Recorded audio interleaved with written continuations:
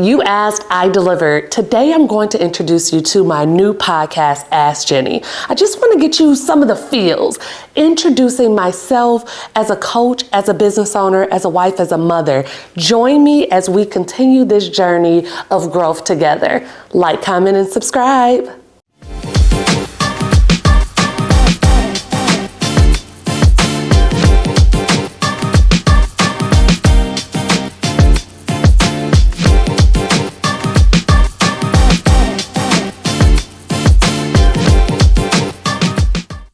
So today we're going to be talking about how not acting like a business is just completely killing your business. It's completely killing your bottom line. And I want to first talk about how you're not acting like a business. So most people who come to me and they are making a substantial amount of money but don't think that they're necessarily a business are receiving a 1099 from somebody.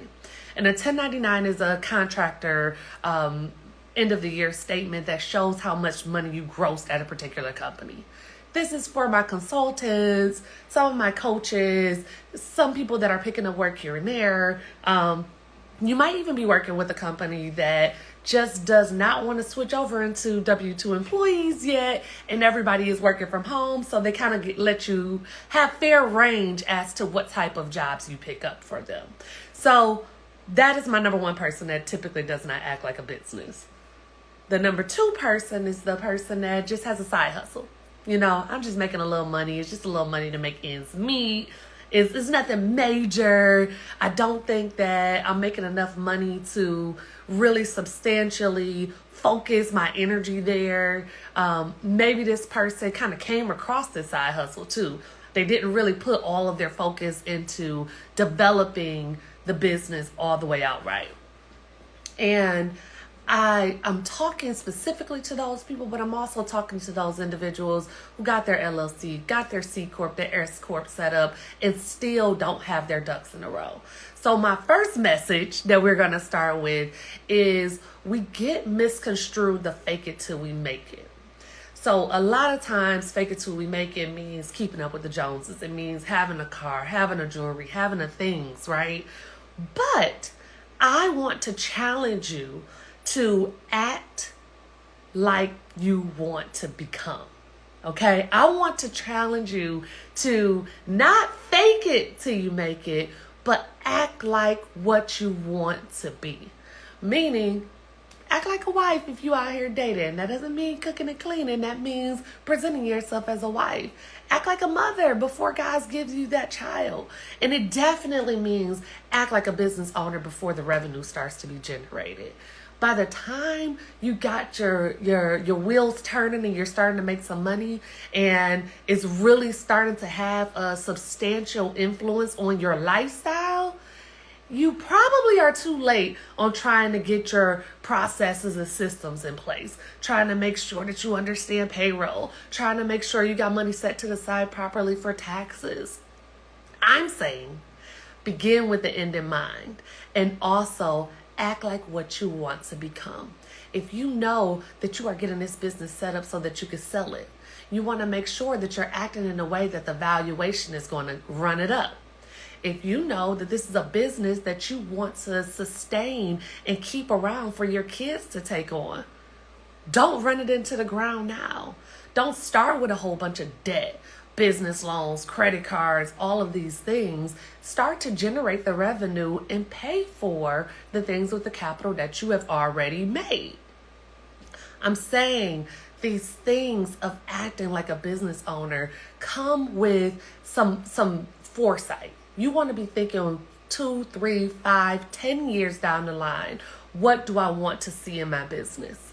And if that is to have a sustainable income that will not only replace your W-2 income or not only be your sole source of income, you want to make sure that you're acting accordingly. There are no businesses that don't have an accounting department. There are no businesses that don't have attorneys of record. There are no big businesses that don't have payroll, right? So if we know these things, we know these simple nuances that come with running a business, what is stopping you right now? So let's talk a little bit of tax code, okay? Just gonna throw this out there, a little dibble dabble. S-Corp versus LLC. This is a big conversation that is all over social media, and it is something that, sorry, I had a little heater on, but it's something that so many people are like, should I switch? When do I switch? How do I switch? And guess what? If you're not even having that conversation with yourself and organizing yourself accordingly to being ready to switch, then I'm talking to you. You're not acting like a business. Any business owner should be trying to pursue all of the ways to save on taxes and to grow their businesses. So let's just have the S-Corp LLC talk. And I'm going to give some very, easy numbers to digest. I want to say that this is somebody who's making $50,000 on a W-2, and they have a side hustle that they have not started to treat like a business yet, right? And they generated $10,000. That additional $10,000 will look like around $2,500 in federal taxes alone. Meaning that a quarter of what they made in that little side hustle is gone. Okay? Now, if this was an S-Corp, and I'm not taking away any expenses, I'm not putting together any plans, I'm not making any estimated tax payments, I'm just saying that I got $50,000 on the W-2, I made an additional $10,000 over here on the side. As an S-Corp, that federal tax liability is cut in half. You're somewhere closer to $1,200, $1,300 in taxes. Meaning that quarter goes down to a tenth, right? Like, that big of a difference, 15% is a huge difference, right? And that is what the employment tax rate is for self-employment taxes. That 15.3% in employment taxes can kill your little side hustle if you are not doing it strategically and according to what you want to become. So going back to act like you want to become, act like that big business that you want to sustain, and start to put things in order and in place now at any income level. If you've made your first $500, $5,000, $50,000 in business, there's certain things that should be in order. And before we go to structure and organization, because that is on my list to talk about, I want to talk about some just simple nuances between S-Corps and LLCs. Number one, healthcare. Healthcare is a big issue. It is something that has been divisive in our country. It is something that is killing some people in their pockets. Some of y'all have figured out the cheat code to get y'all state insurance and keep on more power to you, right? But healthcare. If your healthcare expenses don't exceed 7.5% of your gross income, then it doesn't even matter on your taxes. And then if that 7.5% does not total up with the rest of your itemized deductions, it won't do a thing on your tax return. So you might have had a huge healthcare bill this year, and you're like, ooh, I'm for sure, at least this is going to be a great deduction for me. If you are a W-2 earner or you just have an LLC and are filing a Schedule C return, this will do nothing to your return. However, on the flip side, as an S-Corp, there are certain things that S-Corp owners can pay for themselves, especially as they start to take wages from the company. So up to 50% of that could be a dollar for dollar deduction right on your return. Very simple things. That's just one. Number two, charitable contributions. If any of you are like me, you tithe, you give back to nonprofits, you go to church, simple things, right? Again, if you are an LLC or a W-2 earner with an LLC, you are talking about itemized deductions, which have to exceed your standard deduction, okay? Or it ain't doing nothing on your return. However, as an S-Corp owner, you can write off up to 25% of your gross income on charitable contributions, meaning that is now a dollar for dollar deduction in taxable income that is going to save you substantially on your taxes. Simple nuances between S-Corp and LLC. And just for the sake of it, I'll give you one more. There's a huge difference in how you write off your home office deduction. Your home office deduction on your LLC can be a percentage of all of your total expenses. That's your utilities, your mortgage interest, your property taxes, your insurance for your property. A percentage of that of your total cost can be written off on your LLC, which can be extremely helpful. This percentage is only a write-off if you have some pros. Meaning that if your business is already taking a nail or you have not generated income from it at all, you're not going to be doing a home office deduction, right? You also can do a simplified method, which is just $5 per square foot. I'll keep the tax code to a minimum on this one, okay? But moving over to an S-Corp, you can utilize something called the Augusta rule, which means that you can rent your entire property to yourself for up to 14 days, pay yourself from the business, and not have to claim that as income, but you get to write that off as an expense. So you get to save more of the pros of your business because you're just moving it to a different pot. These are the things that IRS tax code help us to take advantage of when we think about strategically structuring ourselves properly in our businesses. So going back to the beginning, if you're not even thinking like a business and you're not even thinking about how to strategically align your efforts throughout the year to save on taxes, you're killing yourself. So we talked about our example of just making an extra 10K. An extra 10K can be a substantial difference on your taxes. Moving along, because I know that tax code, sometimes y'all be like, Jenni, what you talking about? Go ahead and book a consultation. We'll talk more about it. But I want to go into structure and organization. This is something that my husband is big on with my boys, especially. I need him to get big on my daughter. She only 2, but she loves structure and organization. But this is something that as a businessman, a businesswoman, a business owner, you should be thinking about in totality of your life. Okay. And I have a special little thing I'm going to throw in here. Something from Bob Proctor. I'm listening to a collection of his podcasts on an audiobook called Change Your Paradigm, Change Your Life. And I'll save that for the end. So stick around. It's something that I think is extremely helpful for shifting your mindset on a daily basis. But when you have structure and organization, you are not waiting for the moment.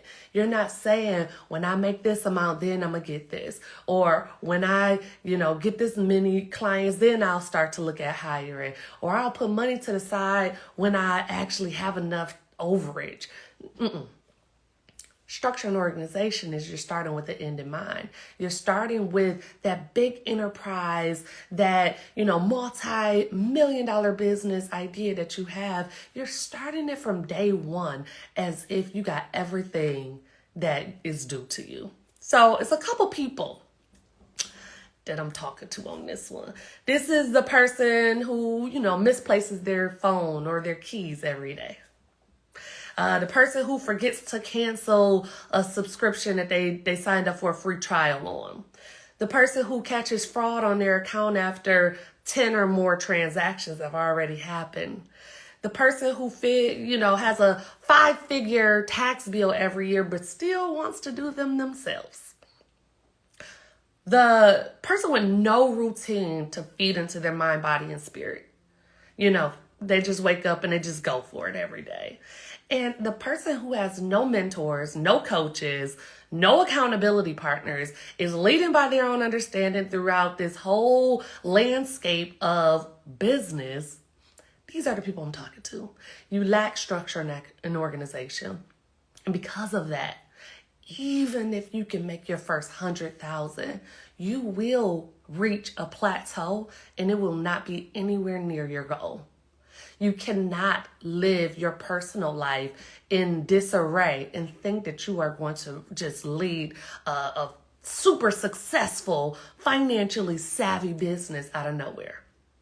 if you are not taking into account where your credit score is right now, how much liquid assets you have, how much money you have put up for retirement in this moment right now before you make $1, or while you're still not making a substantial amount of money, you are killing your business. If you have seen year over year growth, but don't really know where it's going. Every tax season, you add up all the numbers and you say, who made this? Where this money at? You're lacking structure and organization. You're lacking the mentality of a business owner that is so necessary in order to go to the next level. And when I talk about going to the next level, it's 3 different levels that I often talk about if you've been following me for a while. That first 100,000 in business is grind time. It is no days off. It is sleep with your laptop. It is touch hands at networking events. It is all in grind season, right? And I'm talking about from a high ticket price or a low ticket item. You still have to go all in because it is brand new. The brand is new. You are new to the industry. You are trying to navigate a landscape that is completely new for you. And I'm talking to the people that maybe have not had multiple businesses that they've built up and sold or any other circumstances like that. I'm talking about your first year, first few or several years in business, trying to reach that 100,000 in revenue is grind time. 100,000 to 250 is starting to put your processes and systems in order. You need to start figuring out, okay, how do I continuously do this on a repeated basis? You're also looking at hiring, and you need to know, how can I make sure that every single person in my business understands the brand, understands our differential advantage, understands how we operate, and can make sure that they give the same level of service as I do, right? Past 250, in order to get to that next level, it takes some, number one, hiring. You gotta be able to increase your productivity. It also takes you being able to step completely away from that business. If you as the sole business owner right now had to step away, had to take a break, had to just work on business development, brand development, speaking engagements, things of that nature, what would your business be able to do without you? Do you have the structure and organization of systems and processes to automate this business without you? So when I talk about going to the next level, that's what I mean. I mean going from that 100,000 to the 250, going from that 250 to $1 million. I'm talking about those things. And without the mindset of a business owner, and without acting like you want to become, and without thinking about the end goal of this business venture, you are killing your bottom line. So the individuals who have no concept of budgeting, of payroll, they don't know how to pay themselves, they don't know how to pay nobody else, taxes are a blur. Maybe I talked over your head for those 5 minutes where I touched on LLC versus S-Corp. Those individuals are the people that I'm screaming at the top of the mountaintop to. It is time to get a mentor, get a coach, get some accountability in this business, because there are certain things that you need to do from day one, and you need to repeat on a daily basis in order to sustainably grow in excess. So you want to make sure that you are continuously feeding your mind, body, and soul, and you are in alignment with what you're passionate, what you are here for, period.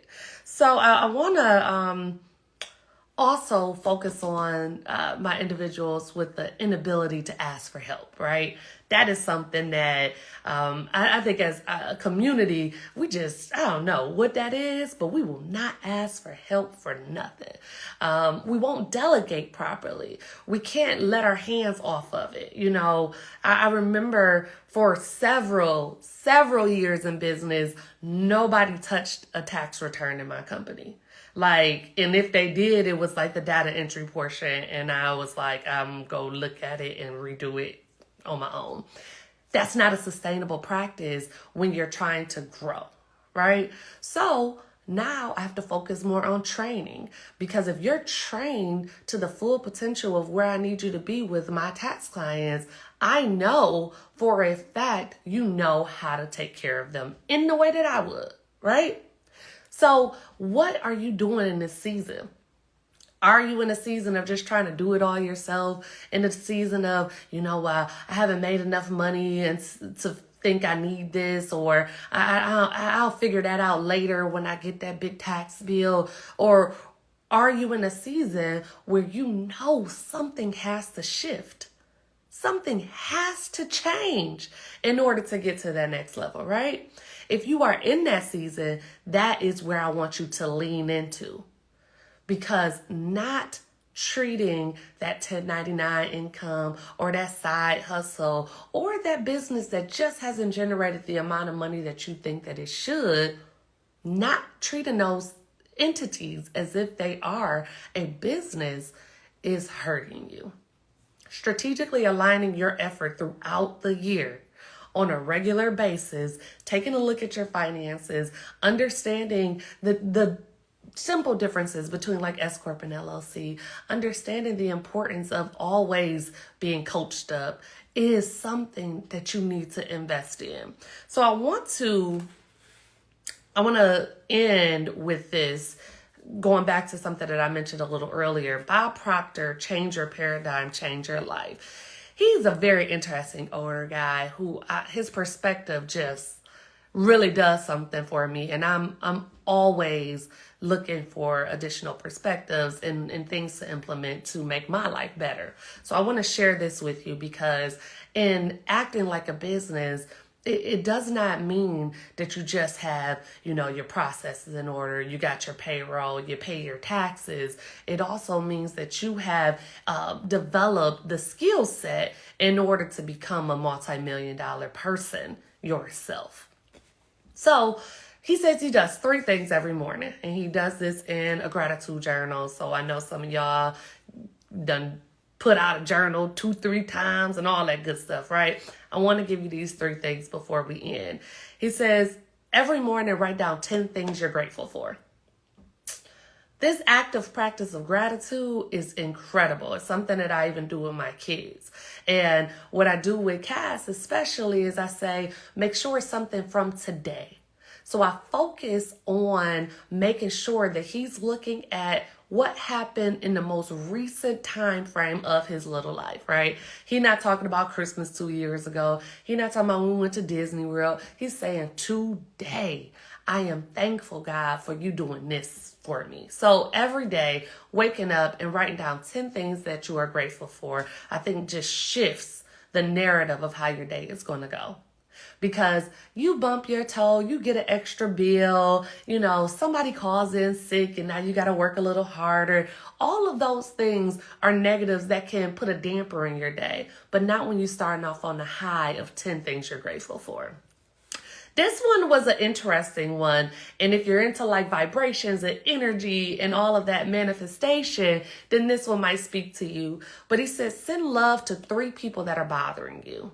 So 3 people could come to your mind immediately, and this could be family, it could be clients, it could be whatever, right? So someone that's bothering you is taking you off your game. Send some love their way, tell them you hope they have a great day, let them know that you pray for abundance in their life. You pray for peace and understanding. Don't let this be a time to start a battle because you're just coming off of your 10 acts of gratitude, okay? You want to just relinquish that hold of bothering, of burden, of negative energy off of you immediately first thing in the morning. Good morning. You tried it yesterday, but we gonna get past it, right? Like, I pray for peace and understanding for you today. I hope you have an amazing day. It's gonna shake their world up, but it's going to relinquish that energy from you. And the third thing that he said is to be quiet. Be quiet for 5 minutes. And you can do this in a meditative state where you don't do anything. You don't think about anything. You can do it in a prayer state where you're asking God to just guide you. And I'm telling you, the ask of guidance, keep your hands on me, Lord, steer me, teach me discernment, those small prayers, baby, he answered those fast.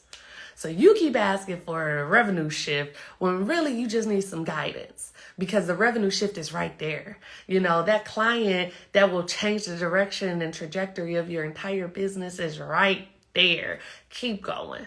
So I want to close with that, because I thought that a big piece of acting like a business owner, and a big piece of acting with the end in mind, and acting like someone you want to become, is knowing that you deserve abundance, right?